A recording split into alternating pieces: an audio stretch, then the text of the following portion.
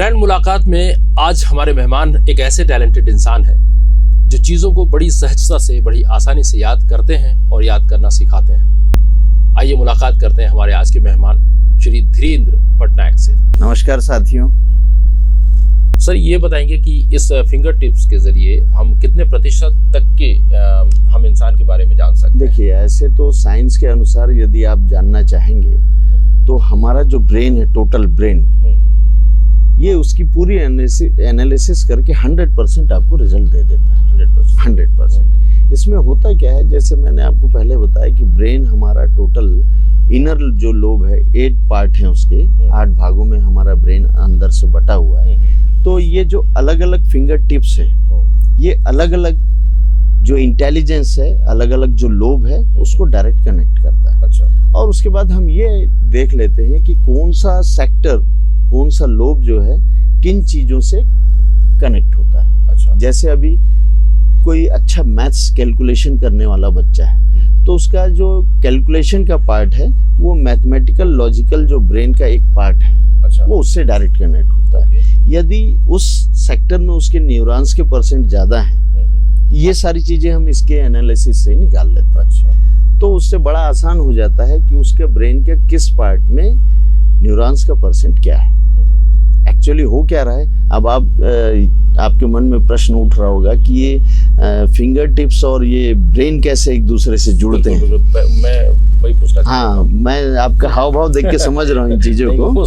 तो actually science ये कह रहा है सर कि इसका प्रूफ ये दे रहा है, जैसे मेरे बोलने से तो बात नहीं कि फिंगर टिप्स और ब्रेन एक दूसरे से रिलेट कर रहे हैं। एक्चुअली होता ये है, यदि आप किसी डाउन सिंड्रोम बच्चे को देख लें, डाउन सिंड्रोम कहने का मतलब मंद बुद्धि वाले बच्चे, है ना, जैसे मनोविकास स्कूल वगैरह है जहाँ पर मंद बुद्धि के बच्चे जो पढ़ते हैं, उनकी अगर आप फिंगर टिप्स देखना चाहेंगे तो जो आपकी ये रीजेस बने हुए हैं, इसमें जो डिजाइन बना हुआ है, उनका 90 से 95% आप चिकना ही देखेंगे। चिकना पड़ रहा है। हाँ। अच्छा। यानी उसमें रीजेस की संख्या बहुत कम होती है। तो साइंस ये प्रूव करता है कि जिसकी ये रीजेस हैं उसका ब्रेन है, और जिसकी रीजेस कम है उसके पास ब्रेन भी कम। मतलब रीजेस होने जरूरी है, बहुत जरूरी, जो आप हम समझे बहुत भाषा में। बिल्कुल। अच्छा।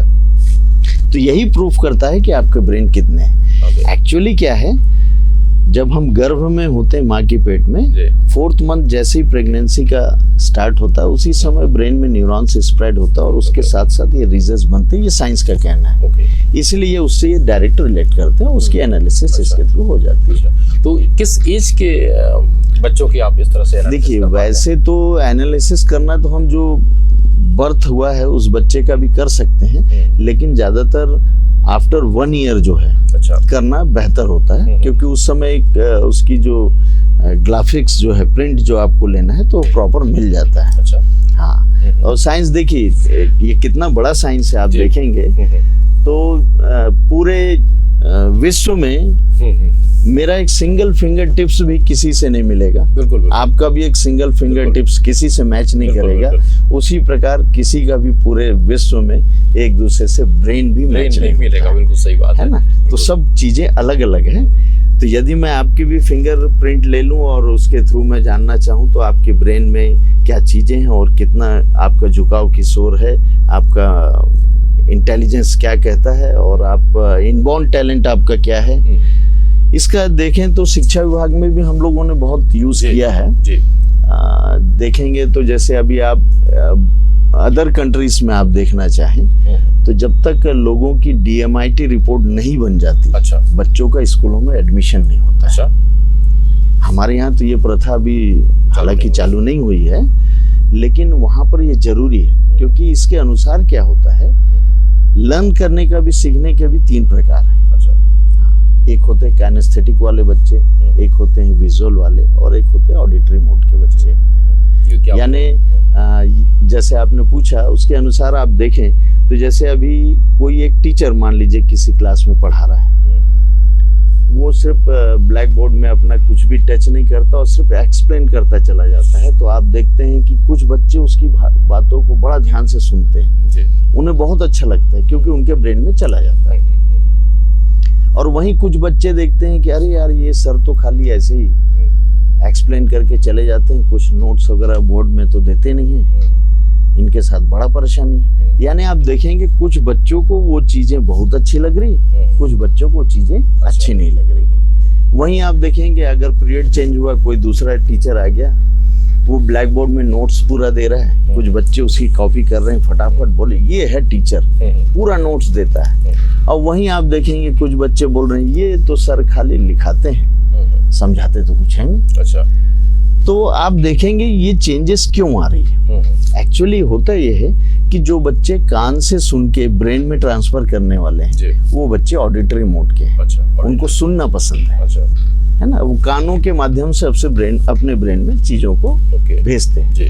और वहीं कुछ बच्चे जो आंखों के माध्यम से अपने ब्रेन में भेजते हैं, उनको सामने लिखा हुआ होना चाहिए। बिल्कुल, ऐसे बच्चों की नोट्स आप देखेंगे कंप्लीट मिलेगी। अच्छा। तो अदर कंट्रीज में क्या करते हैं सर, इसी के बेसिस पर बच्चों को अलग अलग सेक्शन में डिवाइड कर देते हैं। अच्छा, अच्छा, क्या बात है। तो जिसके आधार पर जो ऑडिटरी मोड वाला बच्चा है, तो क्या है, दूसरा कोई सब्जेक्ट का टीचर, जैसे यहाँ हम देखते हैं कुछ बच्चे किसी टीचर को लाइक करते हैं, कुछ बच्चे किसी टीचर को लाइक करते हैं, क्योंकि उस बेस पर हमारे सेक्शन डिवाइड नहीं है।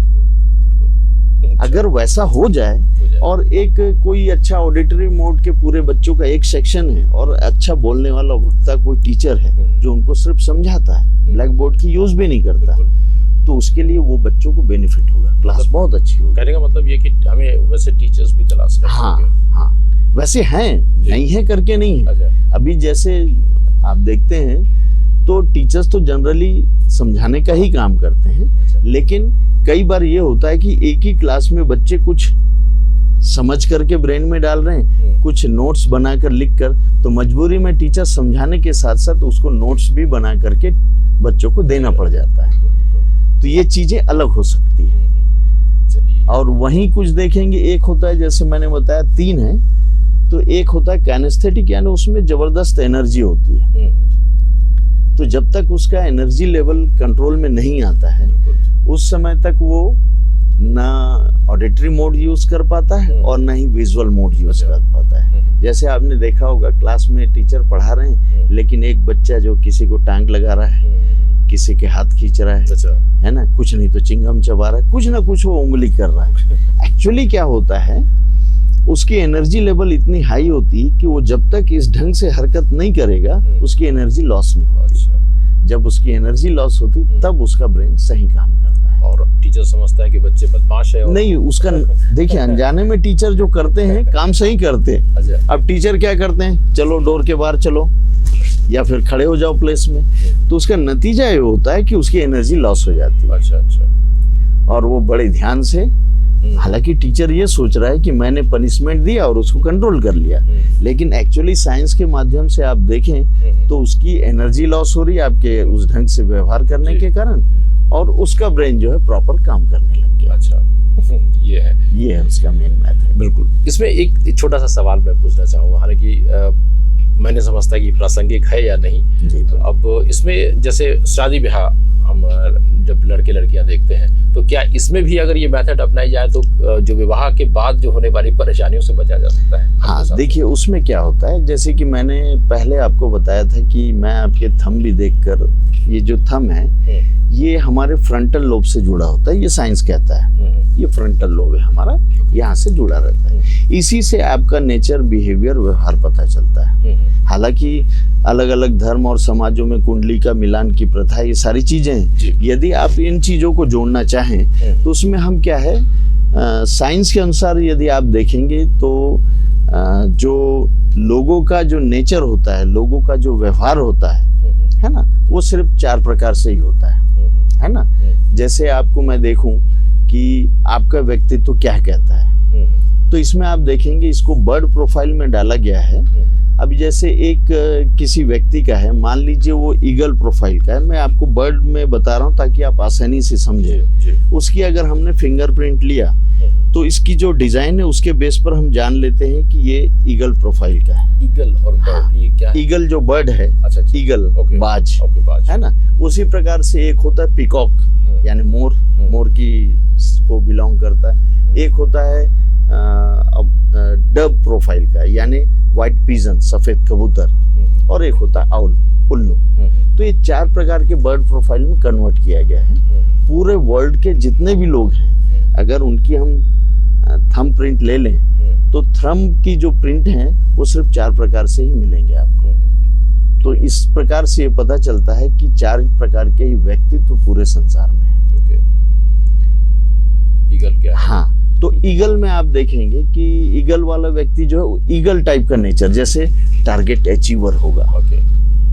उसका गुस्सा जो है नाक में होगा। अच्छा। है ना, कमांडिंग पावर उसके पास होगी। अब पता चल रहा है कि जैसे आपने कहा इसको मैरिज से जोड़ना चाहे, अगर दोनों ईगल वाले ही होंगे तो दोनों में तकरार होगी, फिर दोनों को समझाना मुश्किल होगा। बिल्कुल बिल्कुल, मेरा प्रश्न यही था कि अगर शादी से पहले ये जो टेस्ट करवा ली जाए तो मैं समझता हूँ कि शादी के बाद होने वाले जो झगड़े हैं, जो आपसी काफी हद तक डिफरेंसेस हैं, वो कम हो जाएंगे। बिल्कुल बिल्कुल, क्योंकि इससे ये पता चल जाता है कि अगर 2 ऐसी बोल्ड पर्सनालिटियां मिल रही है, दोनों ईगल वाले हैं, तो आपस में टकरार होगी। अगर कोई एक डब प्रोफाइल का व्यक्ति है, आप देखेंगे डब प्रोफाइल का व्यक्ति ज्यादातर परिवार समाज में मिल करके रहना चाहता है, वो एकांत नहीं चाहेगा।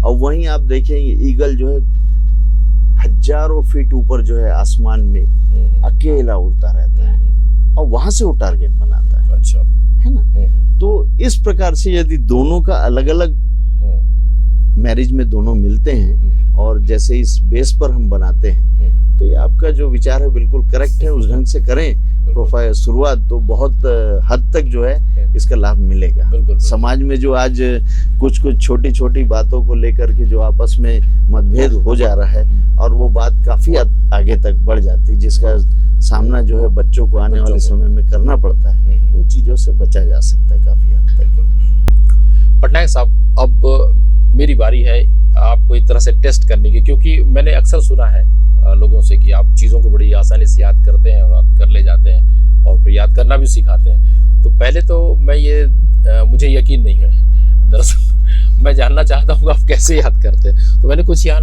नाम मैं आपको पढ़ के बताऊंगा। अच्छा, चीजें आपने लिख कर रखी है? बस ये चीजें हमारे पास। ठीक है, आप मेरे को बता दीजिए। अगर आप लिस्ट बनाना चाहते हैं, नई लिस्ट, या आपने बनाया है लिस्ट, तो उससे भी हम कर सकते हैं चीजों को याद। चलिए, क्या आपने लिस्ट बनाया हुआ है? बिल्कुल, लिस्ट हमारे पास। चलिए ठीक है। पहले 1 नंबर पर आपने क्या लिखा है बताएं? मैंने लिखा है पेन। 2 नंबर पे है कैमरा लिखा है। चलिए, मैं आपसे पूछते जाऊं, आप तब बताइएगा, है ना। जैसे आपने बताया नंबर 1 पे आपने पेन लिखा है, नंबर 2 पे आपने बताया कैमरा, ठीक है। नंबर 3 पर आपने क्या लिखा? रबर, इरेजर है। ठीक है, नंबर 3 में रबर है। नंबर 4 में पेंसिल है। ठीक है सर। नंबर 5 में कार। नंबर 6 में बस जी। नंबर 7 में पार्क जी, बच्चे घूमने जाते हैं, पार्क। नंबर 7। नंबर 8 में स्कूल जी। ठीक। नंबर 9 में बच्चे जी। ठीक है, नंबर 9 में बच्चे। नंबर 10 में घर जी। ठीक, ये 10। अच्छा, आपने 10 लिखा है? 10 लिखा है। चलिए, मैं एक बार अपने आप से रिवाइज करता हूँ, फिर आपसे, है ना, मैं वेट कर लेता हूँ। अब हमें देखना ये है कि ये किस तरह से पटनायक साहब जो है चीज़ों को याद करके हमें बताएंगे। दरअसल मैंने ये कुछ चीज़ें लिख के रखी और उनको हमने कहा कि आप हमें याद करके सुनाइए, और वैसे ही सुनाएंगे, ऐसी उम्मीद है। देखते हैं।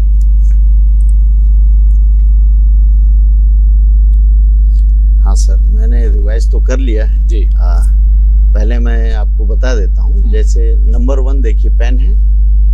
बिल्कुल सर। नंबर 2 में आप देखिए कैमरा है। बिल्कुल सही। नंबर 3 में रबर। अरे बाप रे, दिख तो नहीं रहा कहीं। अच्छा जी, बिल्कुल सही। नंबर 4 में आप पेंसिल। बिल्कुल सही। नंबर 5 में कार। अमेजिंग। नंबर 6 में है बस। वाह। और नंबर 7 में है आपका पार्क। बिल्कुल सही। नंबर 8 में है आपकी स्कूल। अरे वाह। और नंबर 9 में है बच्चे। क्या बात। और नंबर 10 में घर। यकीन नहीं होता, ये एक जादू है क्या? साइंस नहीं, जादू तो नहीं। यदि आप जानना चाहें सर, नंबर बोलेंगे तो मैं उसमें क्या लिखा है वो भी बता दूंगा। अच्छा। और यदि चीजें जो आपने लिखा है जी, वो पढ़ के बोलेंगे तो मैं किस नंबर पर है वो भी बताने का प्रयास करूंगा। अच्छा चलिए ये भी टेस्ट करते हैं। 7 नंबर पे क्या होगा सर? हाँ, नंबर 7 पे सर पार्क है। क्या बात है। और स्कूल किस नंबर पे है सर? स्कूल तो नंबर 8 है सर। अच्छा, और कैमरा नंबर 2 में। और कार किस नंबर पे है सर? कार नंबर 5 में है सर। अमेजिंग। और 10 पे क्या है? नंबर 10 में आपका घर है सर। अरे वाह क्या बात है सर, ये एक जादूगरी है मुझे लगता है। नहीं जादूगरी नहीं है सर, मैं जैसे पहले आपकी और मेरी बात हुई जी, तो शुरू में ही हम लोगों ने जो बात किया था कि लेफ्ट ब्रेन से राइट में चीजों को आपने लिखा है। अच्छा, अभी अगर मैं आपसे भी जानना चाहूँ, आप लिखे जरूर हैं जी जी, लेकिन अगर सीक्वेंस में पूछना चाहूँ तो आप बताएंगे सामान क्या है, लेकिन सीक्वेंस शायद आपसे मिस्टेक हो सकता है। बिल्कुल बिल्कुल, बाई चांस। मुझे तो लेकिन आप सीक्वेंस में पूछेंगे तो मैं आपको पूरी लाइन से सीरियल बताऊंगा। आप अगर नीचे से पूछेंगे तो मैं उल्टा भी सीरियल आपको बता सकता हूँ। अरे वाह, हाँ तो ये टेस्ट कर लें। बिल्कुल, क्यों नहीं सर। तो उल्टे से चल लें। हाँ सर, नंबर 10 में देखिए घर है। जी बिल्कुल सही है ना। नंबर 9 में बच्चे हैं, नंबर 8 में स्कूल है, नंबर 7 में पार्क है, नंबर 6 में बस है, नंबर 5 में कार है, नंबर 4 में पेंसिल है, नंबर 3 में रबर है, नंबर 2 में कैमरा, नंबर 1 में पेन है सर। जादू। ये साइंस।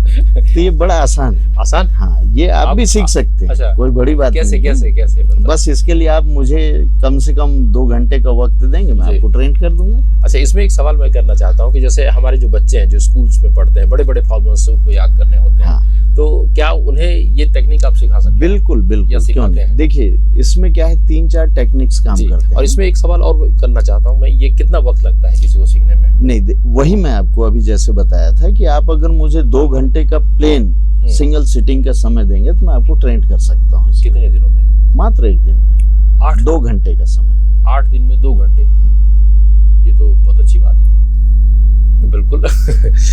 क्योंकि अभी स्कूल्स की जिस तरह से पढ़ाई लिखाई होती है तो चीजें ठीक है उपलब्ध हैं आज, लेकिन उन्हें याद करना भी एक कला है। देखिए जैसे अभी आपने लिस्ट तो मात्र 10 चीजों का ही बनाया है जी। यदि आप इसको 50 तक भी ले जाएंगे तो भी एक ही बार याद हो जाएगा। अरे वाह।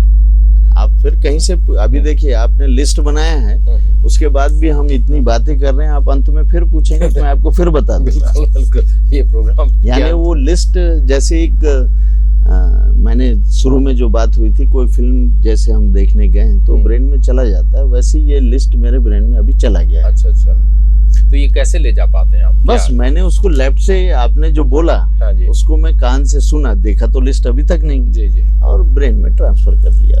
बाप रे। तो इसकी टेक्निक जो है बच्चों को हम सिखा सकते हैं। अच्छा। और सीखते हैं काफी बच्चे। मेरे भी बच्चों को देखेंगे तो उनमें भी वो चीजें हैं, वो भी बड़ी आसानी से चीजों को याद कर लेते हैं।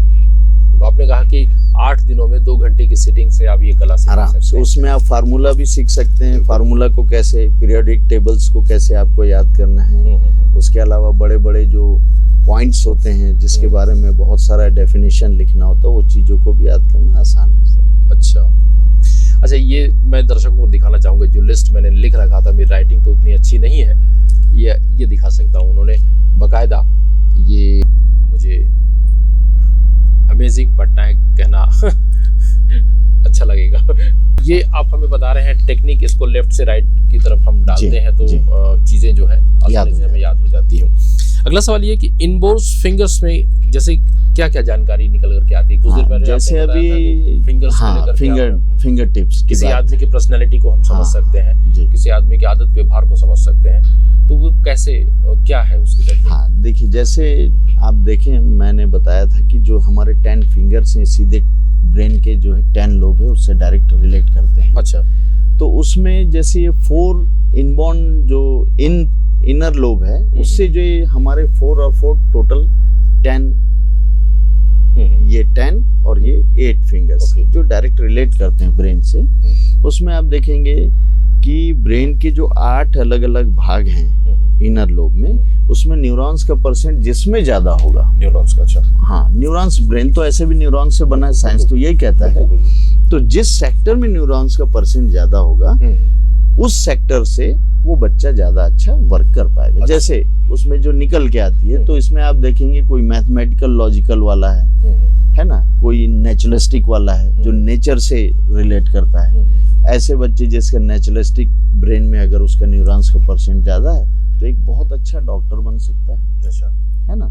और जिसका मैथमेटिकल लॉजिकल का ज़्यादा है तो वो एक अच्छा मैथ्स का टीचर हो सकता है, किसी बैंकिंग सेक्टर में जा सकता है जहाँ कैलकुलेशन का वर्क हो, है ना। इसके अलावा आप देखेंगे तो विजुअल का एक पार्ट है, उसमें अगर किसका ज्यादा होता तो आप देखोगे एक बहुत अच्छा कैमरामैन होता है। अच्छा। है ना। तो वो चीजों को विजुलाइज करता है, चीजें वही है। आप एक सिंगल स्नैप लेंगे, आपका सोच अलग है, और एक जिसका विजुअल अच्छा है वो अगर कोई लेता है तो आप देखेंगे उसका वही पिक्चर जबरदस्त होगा, है ना।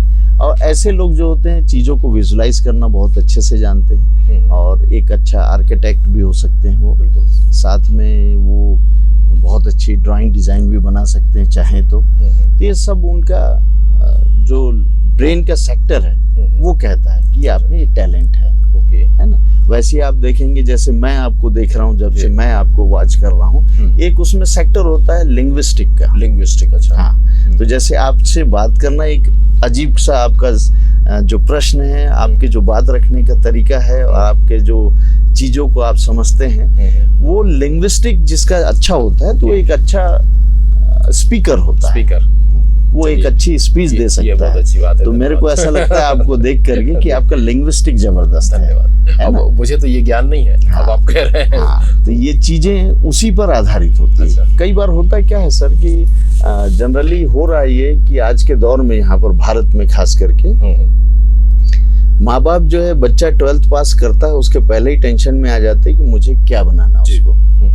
इसमें लोग क्या करते हैं, लोगों को दिखता है इंजीनियर बना दूं, कोई सोचता है डॉक्टर बना दूं, कोई बोलता है सीए बना दूं, लेकिन एक्चुअली बच्चे का इनबॉर्न टैलेंट क्या है ये हम जानते नहीं है। अच्छा। और अपने हिसाब से हम बच्चों को उस रूप में ढालना चाहते हैं। जनरली होता क्या है, हम पेरेंट, उसमें आप भी शामिल, मैं स्वयं भी शामिल, जो चीजें आज तक आपने नहीं कर पाया हम जनरली अपने बच्चों को वही चीज करवाते हैं। करेक्ट। बेटा जा तू म्यूजिक सीख ले, बेटा जा तू स्केटिंग कर ले, बेटा जा तू स्विमिंग सीख ले, क्योंकि मुझे नहीं आती। बिल्कुल। तो हम अपनी जो कमियां हैं उसको बच्चों में पूरा करने का हमेशा प्रयास करते हैं। तो माँ बाप जो है आजकल क्या हो रहा है, 12th जैसे ही निकला कोई इंजीनियरिंग में भेज दे रहा है, कोई डॉक्टर बनाने के लिए भेज रहा है, कोई सीए बनाने भेज रहा है, लेकिन उसका इनबॉर्न टैलेंट क्या पता नहीं। बिल्कुल। पता चल रहा है ये क्योंकि इसमें जो 8 सेक्टर के जो है टोटल परसेंट बेस पे हम निकाल देते हैं कि उसका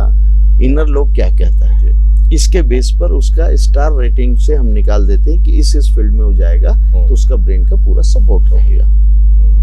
तो वो उस काम को करने में आप देखेंगे वो बच्चे को मजा भी आएगा और उस काम को सक्सेसफुली वो कर पाएगा, जिसमें आनंद आता है उस काम को इंसान बिल्कुल बड़ी सहजता से और अच्छे से अभी आप देखिए कई लोग मूवी देखते हैं, कई लोगों को पसंद नहीं। बिल्कुल। क्योंकि उसका ब्रेन जवाब नहीं दे रहा है। करेक्ट बात। कई लोग पढ़ने के लिए बैठे हैं, दिन रात पढ़ते हैं, कई ऐसे पढ़ते ही नहीं, पास हो जाते हैं। उसके पीछे रीजन वही है कि ब्रेन उसका सपोर्ट कहाँ और कैसे कर रहा है। अब माँ बाप भी इंजीनियरिंग के लिए भेज देते हैं, लाखों रुपए खर्च करते हैं, अगर उस बच्चे का ब्रेन उसको सपोर्ट नहीं कर रहा है, बिल्कुल, वो कुछ और बनना बच्चा तो चला जाता है माँ बाप के कहने से, लेकिन ब्रेन का सपोर्ट नहीं है। वो घर में पूरी प्लानिंग के साथ आता है छुट्टियों में कि मैं मम्मी से बोलूंगा कि मेरे को अच्छा नहीं लग रहा, मैं दूसरे फील्ड में जाना चाहता हूँ। लेकिन आज का माहौल ऐसा है कि माँ बाप जो है अपना सब कुछ दांव पर लगा देते हैं अपने बच्चों के लिए। अब बच्चा घर में आता है, बोलते हैं बेटा देख तेरे लिए हमने पूरा प्रयास किया है कि तू अच्छा भविष्य बना सके और तेरे ऊपर हम भी डिपेंड हैं और तेरे को इसमें सक्सेस होना है। बच्चा का ब्रेन सपोर्ट नहीं कर रहा, वो चला जाता है। और यही सोचते सोचते कई बार ये होता है कि कई बच्चे जो है सक्सेस नहीं हो पाते हैं। आज भी आप देखेंगे कई इंजीनियर हैं वो आज शिक्षाकर्मी बन के बैठे। बिल्कुल हैं, आप देखिए।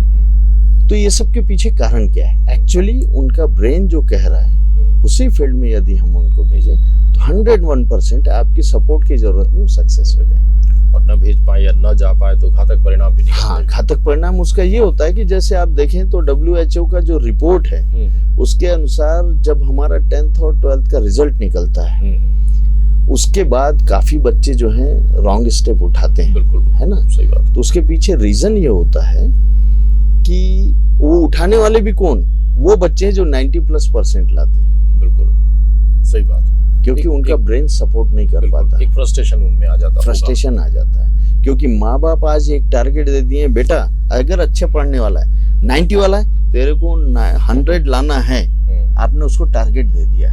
अगर 100 नहीं आ पाता है तो ऐसे बच्चे लोग रॉन्ग स्टेप लेते हैं। तो इस रिपोर्ट के थ्रू आप बच्चों की अलग अलग कोसेंट भी निकाल सकते हैं। उसका एडवर्सिटी कोसेंट, जिसकी एडवर्सिटी कोसेंट का परसेंट ज्यादा होता है, ऐसे बच्चे ही रॉन्ग स्टेप उठाते हैं। तो हम, यदि हमारा बच्चा एडवर्सिटी कोसेंट उसका ज्यादा है, रॉन्ग स्टेप उठाने की चांसेस है इस रिपोर्ट के अनुसार, तो उसको हम कैसे सपोर्ट करें, क्या करें तो वो सेफ रहे और लाइफ में सक्सेस हो, ये भी हम इसमें काउंसलिंग में कर सकते हैं। पटनायक साहब, यूँ तो बहुत सारे सवाल हैं हमारे पास आपसे पूछने के लिए इस दिशा में, लेकिन वक्त का तकाजा है, आपसे विदा लेना होगा हमें। अगली बार निश्चित तौर पर आपसे कुछ और सवालों के साथ भेंट करेंगे हम।